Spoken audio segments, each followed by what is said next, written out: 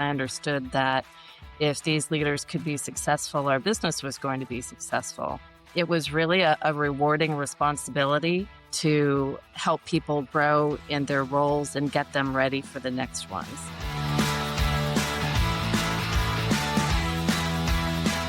Welcome to the Joy Powered Workspace podcast, where we help HR and business leaders embrace joy in the workplace. I'm Susan White, owner of Susan Tinder White Consulting. Joining me is my co-host and dear friend, JoDee Curtis, who's the owner of Purple Ink, a large-scale HR firm that I am an executive collaborator with. If you've been a long-time listener, you might remember that we've talked about coaching before. But believe it or not, it's been almost 5 years since our last Wow. episode. I know, and that crazy time flies since we've Yeah. talked about coaching. So we decided it's officially time to revisit this important conversation. And this time, we're going to focus specifically on coaching senior leaders. And the timing really could not be better. McLean and Company's HR Trends 2026 report, based on feedback from more than 1,600 respondents across multiple industries, shows that the number one HR priority for organizations, just like in 2025, is developing leaders. What really caught our attention, though, is that the number two priority in the 2026 HR Trends that McLean put out is now enabling innovation, which jumped all the way up from number 10 on the 2025 list. The Wow. message is really clear. Developing leaders today is not about performance. It's about helping them create environments where innovation can actually thrive. That same report tells us that 35% of HR organizations believe they're doing well at developing organizational leaders. Only 35%, JoDee. Yeah. Not enough. Not enough, Not right? enough. When Yeah. leaders were evaluated on key people leadership capabilities like change management, talent development, talent management, and employee engagement, effectiveness ratings ranged from just 19% to 36%. Ouch. I know. Yeah. We've got a lot of work to be done here. I think executive coaching could be the answer. Um, Right? Organizations with a strong culture of continuous learning has been seeing numbers increase exponentially. But as many of us know, most companies hope that development happens organically, or they talk about it a lot without putting real tools, expectations, or accountability behind it. And that's where I think executive coaching really comes in. Whether internal coaching or external, coaching is one of the most effective ways to formalize continuous learning and professional growth at the top of the organization. Because leadership can be lonely at the top, we hear that expression a lot, and having a trusted thought partner to broaden perspectives, strengthening people leadership skills, and supporting innovation really benefits not just the leader, but also the entire organization. Exactly. Yeah. Yeah. So today we're going to dive into executive coaching with a successful coach who will share her approach, why it matters, and how it can help senior leaders grow with intention. Excellent. Yeah. Melissa Greenwell is an accomplished leadership coach and consultant with over 30 years of experience building high performance organizations and executing growth strategies in industries, including retail, financial services, hospitality, and technology. Melissa's coaching methodology enables C suite and aspiring C suite leaders to develop sustainable leadership skills to build their own high performing teams. Melissa, thank you so much for joining us today. Well, thank you for having me. I'm happy to be here.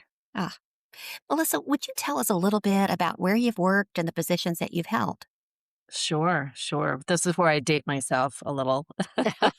um, I started my career working for a big manufacturer, Alcoa. I'm sure lots of people know that name, and I spent Mhm. my first 10 years there. That's where I learned a lot about leadership and a lot about myself. But I moved on to have the opportunity to work in many different industries, ranging from financial services, distribution, retail, technology. And then I spent my last 5 years or so in the hospitality industry and was fortunate enough to be part of 7 different executive teams over the course of my career. Those leadership positions included operations leadership. I was the COO for a national retailer. But most of my career has been spent leading human resources functions as the CHRO. Yeah. Terrific. Nice. And Melissa, let's start first by talking about executive coaching that you did when you were inside these organizations.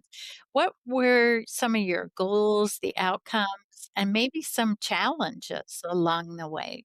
I always had a leaning to help people be successful because I understood that if these leaders could be successful, our business was going to be successful. It was really a rewarding responsibility to help people grow in their roles and get them ready for the next ones. There were there were a lot of success stories. I look back now and I see people that I hired as interns leading HR functions for entire organizations or have risen up through some other executive role in a company. And so that's really rewarding. I think coaching inside an organization was very different and in many ways less formal because when you're part of the organization and part of the executive team, it's difficult to be seen as truly an objective sort of third party. And so I hired many executive coaches for people in our organizations over the years and was sometimes frustrated that a more disciplined process didn't come with their coaching methodologies. And so when I decided to coach full time on my own after, kind of finishing my full-time corporate career, I was really dedicated to creating and having and utilizing a process for my coaching. And I think between that and being seen as a true objective third party, and true partner to whoever I'm coaching has really made, the difference. And so I think that that's how it looks different. Mhm. That makes Thank sense, you. right. So I absolutely see the positive of being that external coach. They always say that, if a consultant tells you, then it must be true. And think about all the times when you're inside and you're like, I've been telling them the same piece of Yeah. information for years. I Yeah, we know. pay somebody else to tell them the same thing. We become a little too familiar when we live It, inside an organization for it a is long so true. time. So Yeah. tell us something that is more challenging now that you're an external executive coach. What is harder about it? Well, what's harder is, as an executive coach, you have a short period of time to learn about the client, learn about the business, understand their culture, and help your client define some real objectives that they want to achieve out of this engagement. So it's both fun and challenging. It's a lot of fun for me to learn about new businesses, but I think as an effective coach, you do have to focus on doing that because without that understanding, it's hard to help someone within their own organization if you don't have some understanding of it. So both challenging, but also really interesting. Mhm. Makes sense. Yeah. Nice.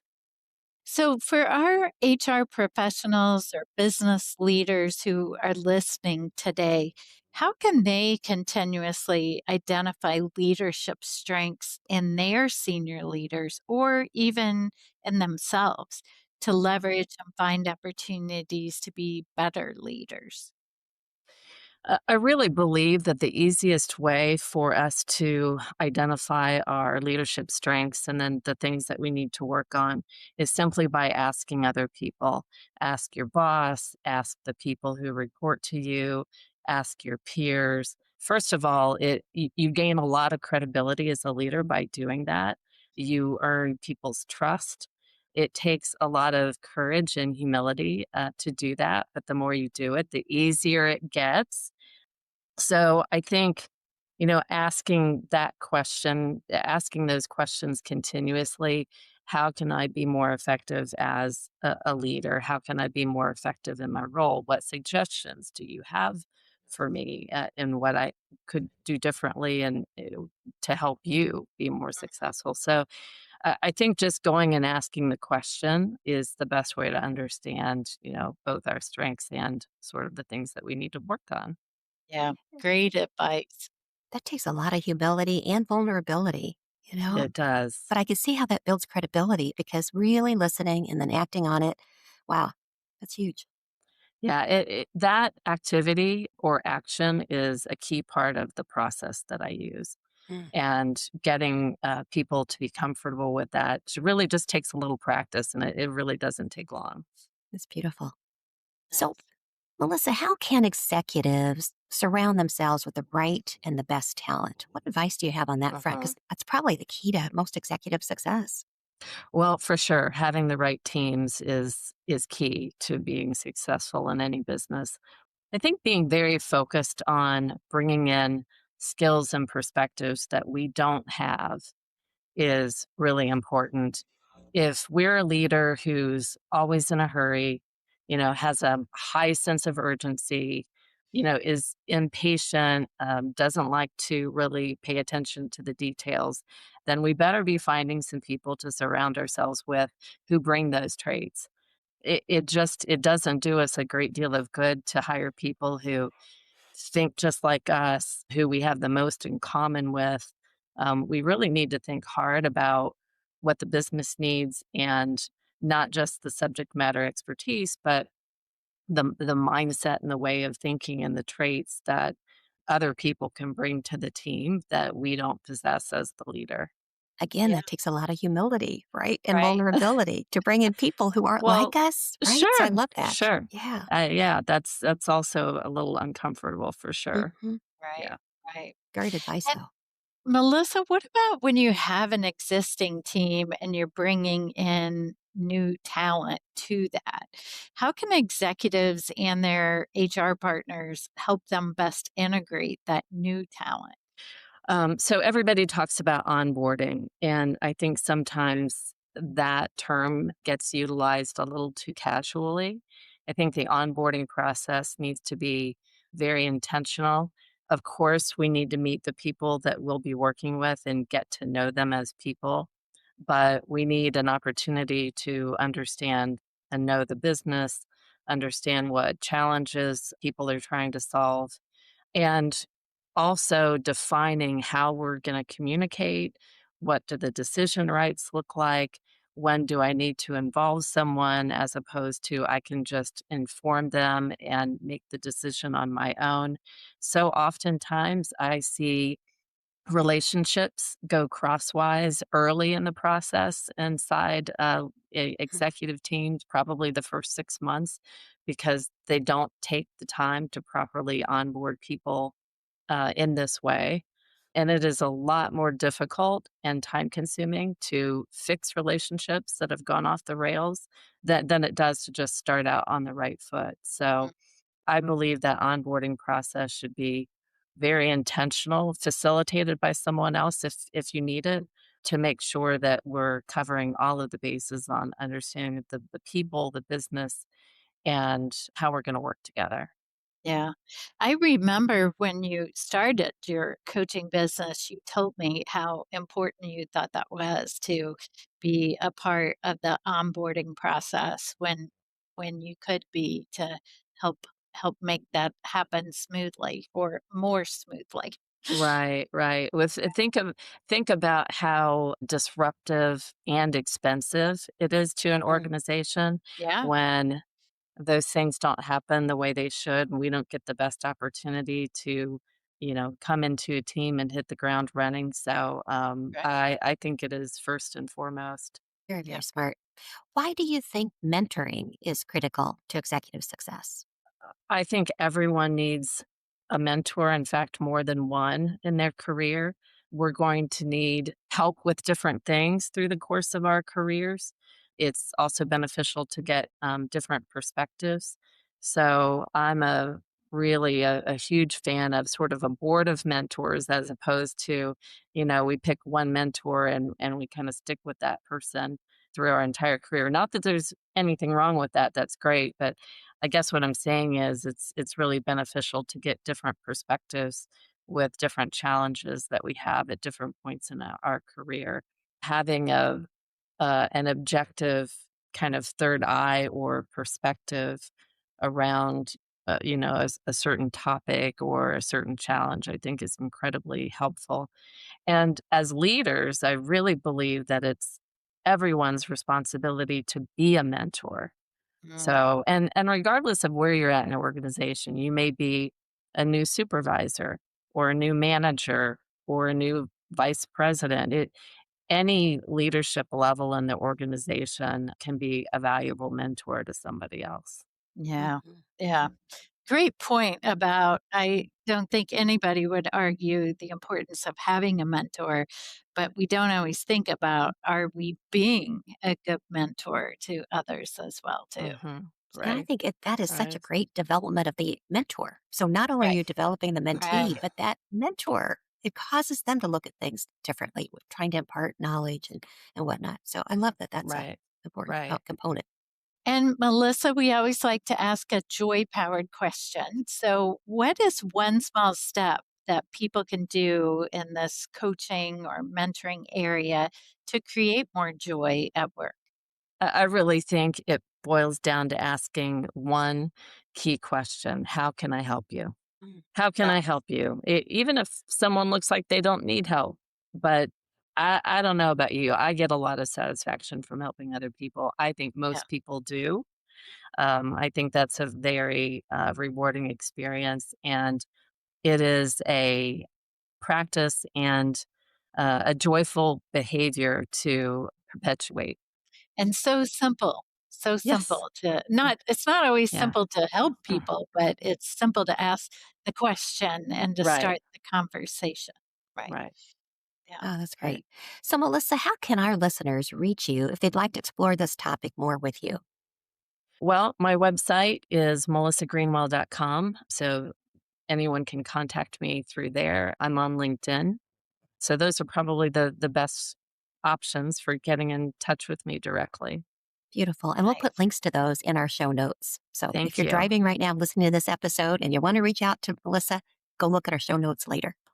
All right. Melissa, thank you so much for joining us today. Thank you Yes. very Thank you. much. I really enjoyed it.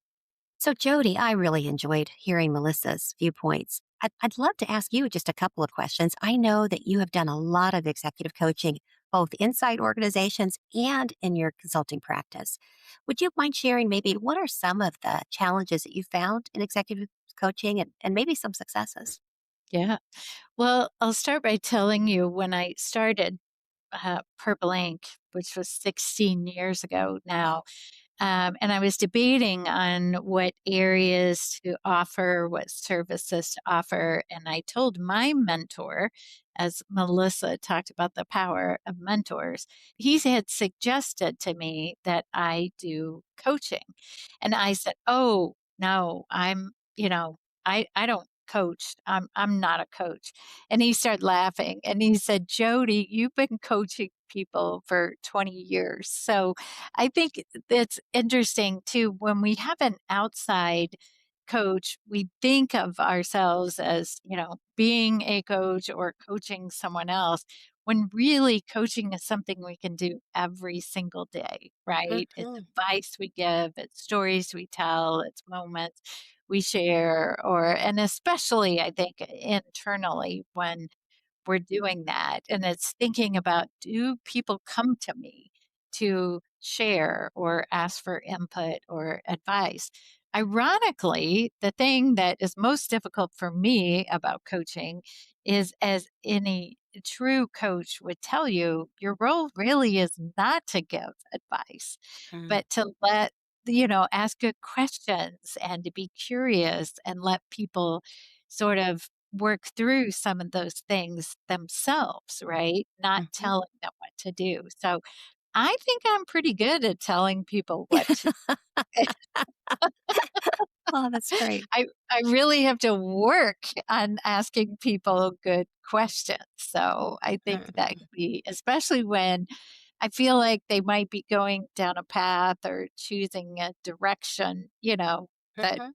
might not work out for them. But sometimes we have to experience those. I like to coach around Clifton strengths. Mhm. That's one of my favorite things to do and to talk about it.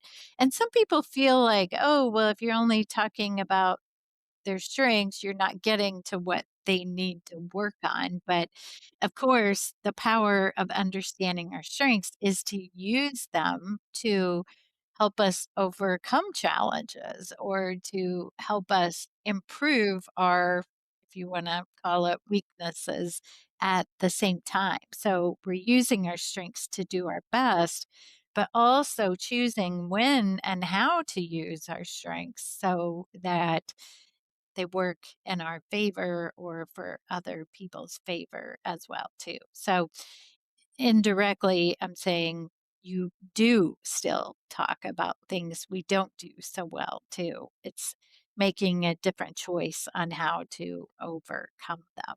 But yeah, I think some of the challenges are, in fact, getting people to a place where they make good choices and not just telling them what to do.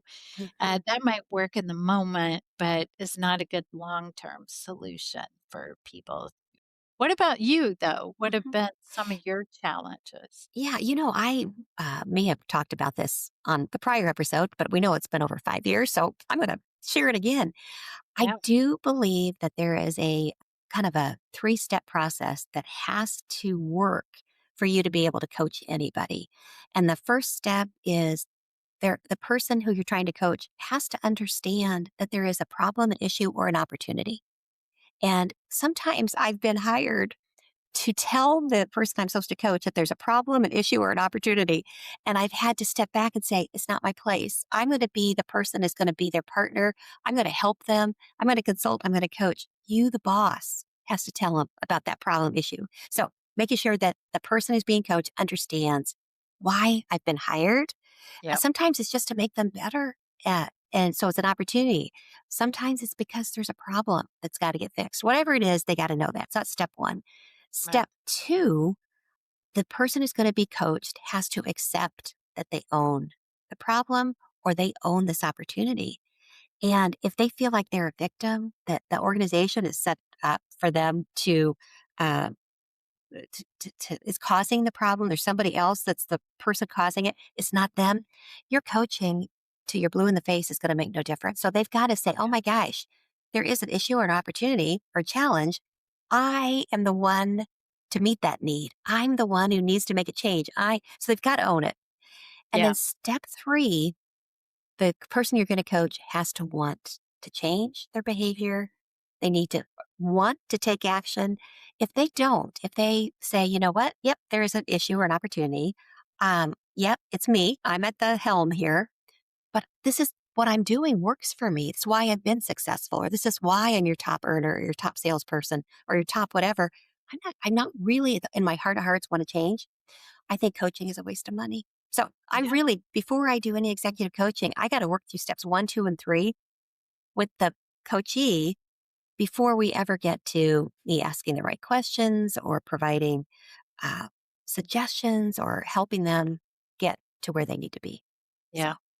That's great advice yeah, and a great methodology of approaching it. I love executive coaching. I think that I have been part of wonderful transformations of people. I feel so lucky and privileged that at whatever point in their career, I was brought in to help them work through that challenge, the opportunity, or whatever. And I just feel so gratified today, as Melissa talked about, to look around and see people that you met them somewhere on the road and they've gone on to do far greater or beautiful things than I could have ever anticipated. So Yes, it's joyful agree. work. It is. Susan, here's our listener question for today. Can you ever talk about bad employees, or is it best to never bring them up due to defamation? Okay, well, quick reminder neither Jody nor I are attorneys. So please consult with your labor law counsel whenever you have a question about defamation or potentially violating anyone else's rights or the law. But I'm going to give you our HR perspective, and Jody, hope you'll pipe in too. As long as what I say about a former employee or an existing employee is true, and I feel like I could defend it, I would not rule out that I might share something. I would temper my desire to say it with what purpose does it serve? So if someone is calling me for a reference on someone and I know there's something just awful there, something diabolical, something that could harm others, I might share. If I know it's true, I know I could defend it. I might check with my legal counsel or whoever's supporting that organization's labor law. I might speak up. But if it's not the case, if it's not diabolical or potentially harmful to others, if I'm just angry about it, if I'm just disappointed in that individual, if we as an organization feel, that what the individual did wasn't right or it wasn't what we expected or didn't live up to our values or to our rules, but I don't think it's something they could go out and harm other people. I'm not sure there's any purpose to share that. There is risk when you are talking about employees. People can sue people for any reason. People can sue organizations for any reason. I don't like to add fuel to a fire if it's not necessary. So I would be thoughtful. I'd be very thoughtful. And I know most organizations, those of our listeners that work in HR or maybe lead businesses, you probably think to yourself, we just don't share anything. We'll share the date someone worked with us, maybe their job title, but we're not doing it anymore. I think that you have an opportunity to rethink that when there's a potential of danger at the other end of it. I don't know, Jody, I'm sure you get this question a lot about former employees and what can we or should we say? Yeah. Well, first off, I think the question, was not really didn't give us a lot of context, Mm. but I too was thinking of it in terms of a reference or a recommendation. And I would, follow everything you said as well. No need to stir up old wounds or stir the pot at all. But I definitely would at a minimum say it wasn't a good situation or it didn't work out well for us at the time. People change, people have life experiences, so you never know what's going on with a person. But I think in a reference, I'd be careful. So Yeah. I know yeah. that when I work with clients on any type of a hiring situation, I really do want to call references. I insist on it, in fact, especially for senior leader positions, Yeah, because I agree. feel like when I call, I can sometimes hear a gasp. I can hear hesitation. All of those, maybe there's things they're not saying to me, but I take those as Right. red flags. And I know a number of hiring decisions it caused us to probe deeper to really make sure this is the person we hired. So for those of you who've said, I'm not doing references, people are only going to give you people who like them. I'm telling you that most people out there have integrity. And even if it's someone who liked them, they sometimes send you signals. So, I 100% agree. And I also think it's very important to check references. yeah. So, what if they give some generic answers, but that it even you mentioned the pause, right? A Yes, pause can tell you a lot. I think So, so. Right? It's don't leave it on the floor. Go ahead and right, pick it up and do with it what you will. right. All right, Jody, it's time for In the News. A December 12th, 2025 HRExecutive.com article by Michael Popke caught our attention. It is entitled When Employees Lack Purpose, Health Risks Skyrocket.